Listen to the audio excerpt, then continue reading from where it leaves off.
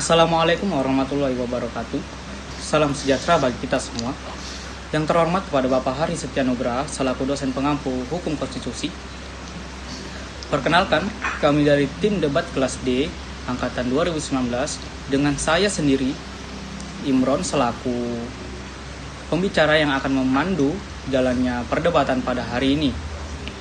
Telah hadir dari tim kami dari sisi pro, yaitu Reza Pratama Putra, dan dari sisi kontra, yaitu Muhammad Rijal. Pada perdebatan ini, mosi yang diangkat adalah perubahan kelima Undang-Undang Negara Republik Indonesia tahun 1945. Untuk memulai perdebatan pada hari ini, kami akan berikan kesempatan kepada sudut pandang pro untuk memulai terlebih dahulu argumentasinya. 4 menit dimulai dari sekarang. Assalamualaikum warahmatullahi wabarakatuh. Salam sejahtera untuk kita semua. Semoga kita dalam keadaan sehat walafiat. Walaupun kita saat ini masih menghadapi pandemi COVID-19, semoga wabah ini cepat berlalu dan kita dapat beraktivitas kembali seperti biasa. Amin ya rabbal alamin. Saya ucapkan terima kasih kepada Bapak Hari Setia Nugraha SMH, dosen pengampu mata kuliah Hukum Konstitusi, yang telah memberikan tugas ini kepada saya dan kawan-kawan saya. Saya juga ucapkan terima kasih kepada moderator yang telah memberikan kesempatan ini kepada saya. Dan yang saya hormati dari pihak kontra, saya akan menjelaskan perlunya amandemen kelima Undang-Undang Dasar Negara Republik Indonesia. Amandemen adalah perubahan resmi atau catatan tertentu tanpa melakukan perubahan terhadap undang-undang itu sendiri. Ada beberapa pokok permasalahan yang harus dimasukkan di konstitusi kita. Karena konstitusi kita bersifat fleksibel dan amandemen atau perubahan itu sendiri sudah diatur oleh konstitusi kita dalam pasal 37 Undang-Undang Dasar Negara Republik Indonesia yang tidak boleh diubah menurut konstitusi kita hanyalah bentuk negara kesatuan Republik Indonesia. Tujuan amandemen Undang-Undang Dasar Negara Republik Indonesia untuk menyempurnakan aturan-aturan dasar seperti tatanan negara, kedaulatan rakyat, HAM, pembagian kekuasaan, eksistensi negara, demokrasi dan hukum. Adapun rencana strategis yang diangkat oleh MPR RI sebagai pokok-pokok usulan terhadap perubahan Undang-Undang Dasar Negara Republik Indonesia sebagai berikut. 1. Memperkuat sistem presidensil. Bangsa Indonesia harus memperjelas dan memperkuat penyelenggaraan sistem pemerintahan presidensil guna menjamin stabilitas politik secara nasional berdasarkan karakteristik dan latar belakang sejarah bangsa.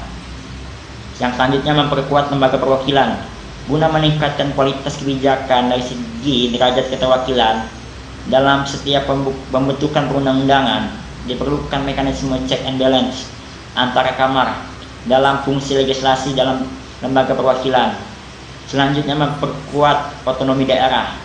Negara perlu mengatur pola hubungan antara pusat dan daerah secara bertingkat serta lebih memberikan ruang kepada daerah untuk menjalankan otonomi seluas-luasnya.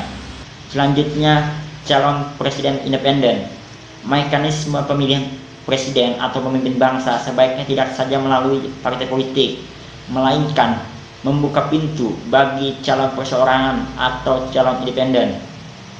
Yang selanjutnya, penambahan bab komisi negara. Banyak komisi negara yang tidak tercantum dalam konstitusi kita. Terdapat 5 komisi negara yang perlu dimasukkan dalam Undang-Undang Dasar Negara Republik Indonesia, yakni Komisi Pemilihan Umum, Komisi Pemberantasan Korupsi, Komisi Yudisial, Komisi Hak Asasi Manusia, Komisi Kebebasan Pers sebagai pilar-pilar penunjang negara hukum. Itu beberapa rencana yang ingin dimasukkan atau ditambahkan di konstitusi kita. Sekian yang dapat saya sampaikan, kurang lebihnya mohon maaf. Akhirul kalam, assalamualaikum warahmatullahi wabarakatuh. Terima kasih kepada Reza Pratama Putra yang telah memberikan argumentasinya untuk sisi pro. Sekarang kita akan beralih untuk sisi kontra, yaitu Muhammad Rijal pertama untuk memberikan argumentasinya. Baik, 4 menit dimulai dari sekarang. Assalamualaikum warahmatullahi wabarakatuh. Salam sejahtera buat kita semua. Semoga selalu diberi lindungan oleh Yang Maha Kuasa. Terima kasih sebelumnya saya ucapkan kepada moderator dan dosen pembimbing sudah diberikan waktu berbicara di sini. Di waktu yang singkat ini saya akan membahas tentang amandemen UUD yang kelima. Oh iya, nama saya Muhammad Rizal. Saya dari pihak kontra. Banyak di luar sana orang-orang awam harusnya berpikir, perlukah saat ini UUD itu diamandemenkan? Kalau menurut saya itu belum perlu. Kenapa begini?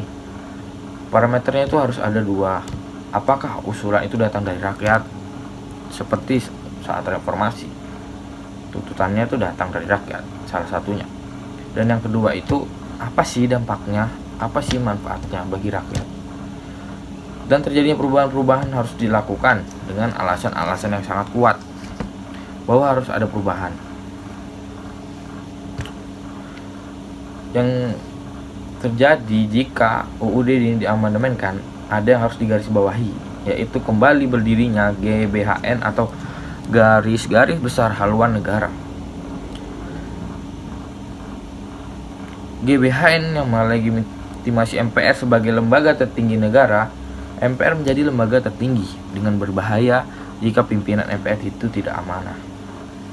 Kalian bisa bayangkan dong, lembaga tertinggi, presiden pun kalah.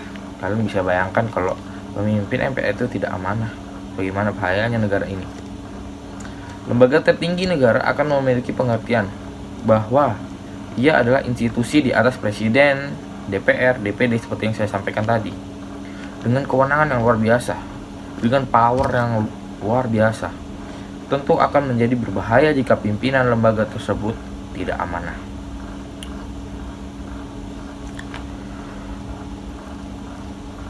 Dan menurut saya saat ini presiden belum butuh yang namanya GBHN.